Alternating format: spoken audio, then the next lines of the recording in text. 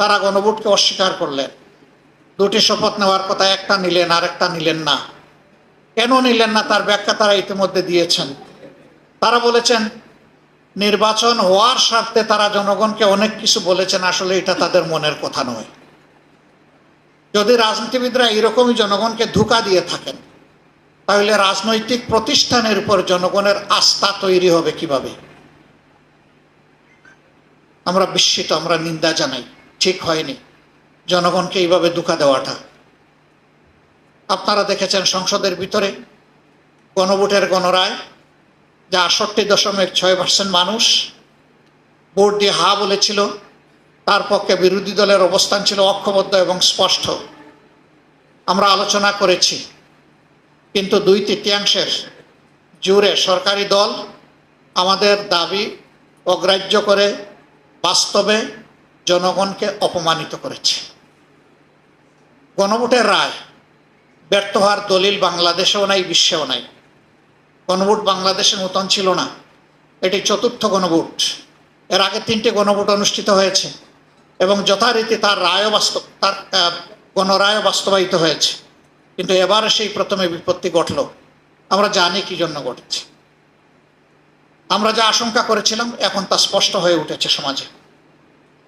আর্থিক, রাজনৈতিক, প্রাতিষ্ঠানিক, সাংবিধানিক সকল জায়গায় আজকে নির্লজ্জ রাজনৈতিক হস্তক্ষেপ একেবারেই স্পষ্ট।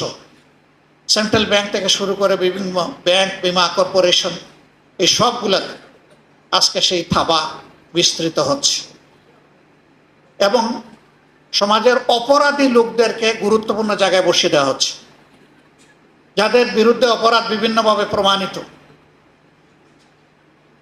এইভাবে যদি দেশের অর্থনৈতিক ব্যবস্থাপনার উপর রাজনৈতিক অন্যায্য হস্তক্ষেপ অব্যাহত থাকে, তাহলে ইতিমধ্যেই অর্থনীতির দুই অঙ্গের এক অঙ্গ মাটির সাথে পড়ে গড়াগড়ি বাঁচছে, স্টক মার্কেট, আরেকটা অঙ্গ ব্যাংক, বিমা কর্পোরেশন। এইটাও যদি এলোমেলো বিধ্বস্ত হয়ে যায়, তাহলে জাতির গন্তব্য কোথায় গিয়ে দাঁড়াবে? মূল দায়িত্ব সরকারি দলের। তারা এই দায়িত্ব এখন পর্যন্ত পালন করার কোনো সদিচ্ছা তাদের ফুটে ওঠেনি। কিন্তু আমরা এই দেশকে ভালোবাসি। এই দেশকে ভালোবাসার কারণেই আমরা মনে করি যে আগামী বাজেট কেমন হওয়া উচিত সেই ব্যাপারে জনগণের অভিপ্রায়কে অনুধাবন করে জনগণের সামনে আমাদের চিন্তাগুলো পেশ করা উচিত। এটি বাজেট নয়, এটা বাজেটের পূর্ব ধারণা। এখান থেকে যদি সরকার ভালো কিছু পিক আপ করেন, জনগণ উপকৃত হবে। এটা কোনো দলের বিষয় নয়। আমরা এই বাজেট কোনো দলের জন্য দিচ্ছি না। এই বাজেট 18 বা 20 কোটি মানুষের জন্য হতে পারে।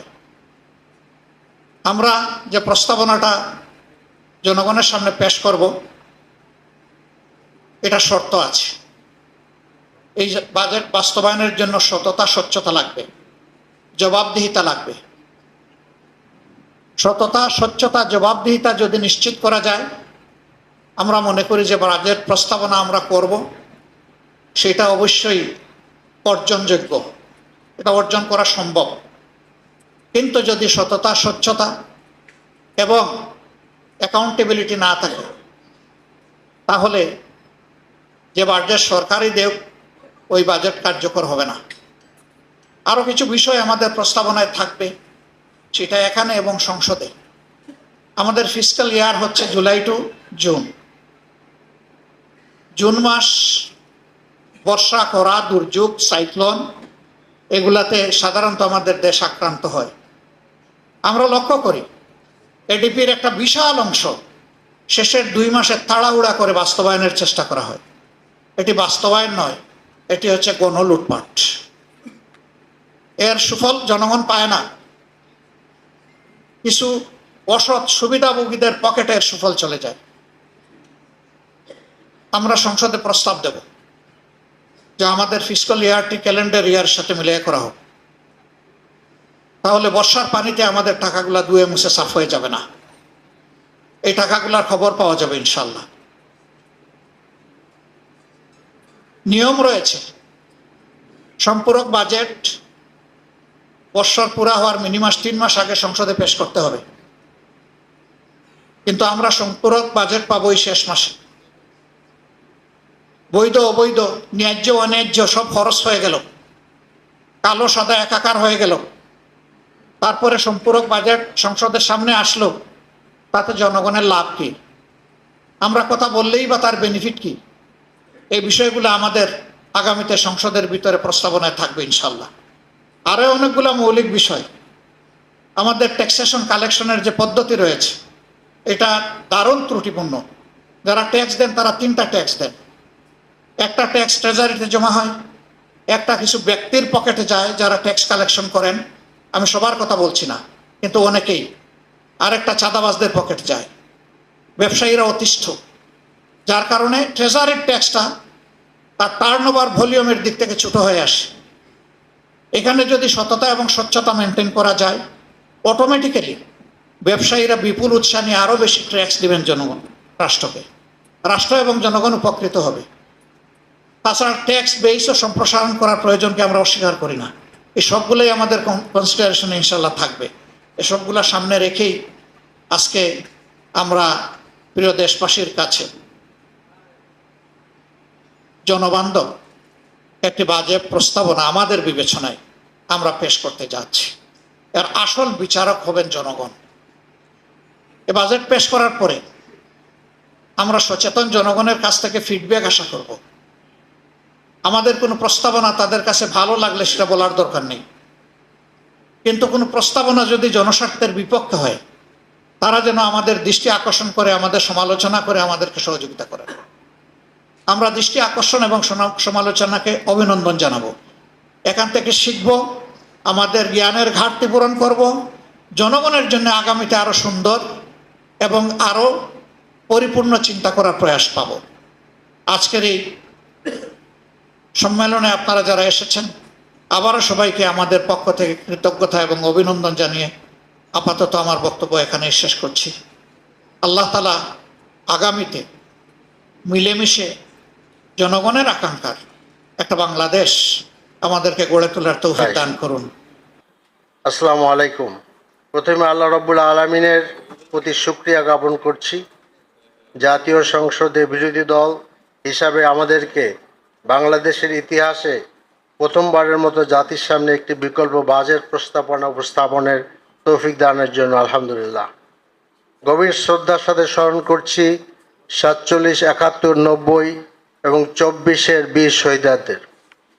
একই সাথে স্মরণ করছি বাংলাদেশ জামাত ইসলামের নেতৃবৃন্দ, ফ্যাসিবাদী আন্দোলনে যারা শহীদ হয়েছেন, পিলখানা হত্যাকাণ্ডের শিকার আমাদের চৌকস সেই সেনানায়কদের, শাপলা গণহত্যার যারা শহীদ হয়েছেন, শহীদ আবরার ফাহাদ থেকে শুরু করে ওসমান হাদি এবং আপনার 24-এর সকল শহীদদেরকে আমরা গভীর শ্রদ্ধার সাথে স্মরণ করছি।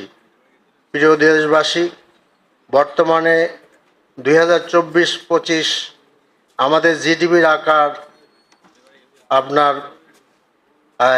55,15,206 কোটি, যা $456 বিলিয়ন। আমাদের দীর্ঘমেয়াদী ভিশন হচ্ছে 2045 সালের মধ্যে অর্থনীতি আকার $2 ট্রিলিয়ন নিয়ে যাওয়া, আর 2050 সালের মধ্যে বাংলাদেশকে একটি উন্নত রাষ্ট্রের কাতারে নিয়ে যাওয়া। দ্রুত অর্থনৈতিক প্রবৃদ্ধি অর্জনই আমাদের একমাত্র লক্ষ্য নয়, আমরা বাংলাদেশকে ঈমান, ইনসাফ এবং সমতার উপর ভিত্তি করে একটা সমৃদ্ধ সচল অর্থনীতির দেশে রূপান্তর করতে চাই। প্রিয় দেশবাসী, বাংলাদেশ জামাত ইসলামের বাজেট দর্শন সংগঠনের বৃহত্তর অর্থনৈতিক দর্শন থেকে উৎসারিত। জামাত ইসলামী বাংলাদেশকে সাম্য, ন্যায় বিচার এবং মানবিক মর্যাদায় অভিষিক্ত একটি আধুনিক ইসলামভিত্তিক রাষ্ট্র, ইনসাফভিত্তিক রাষ্ট্র হিসাবে গড়ে তুলতে চায়। আমরা সুশাসন প্রতিষ্ঠার এই মুহূর্তে বাংলাদেশের আমাদের জন্য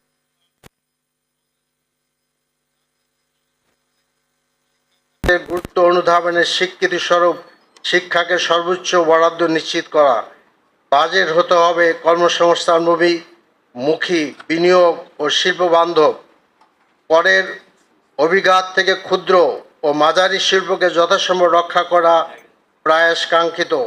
কর ব্যবস্থা কৃষিকে অগ্রাধিকার দেওয়া।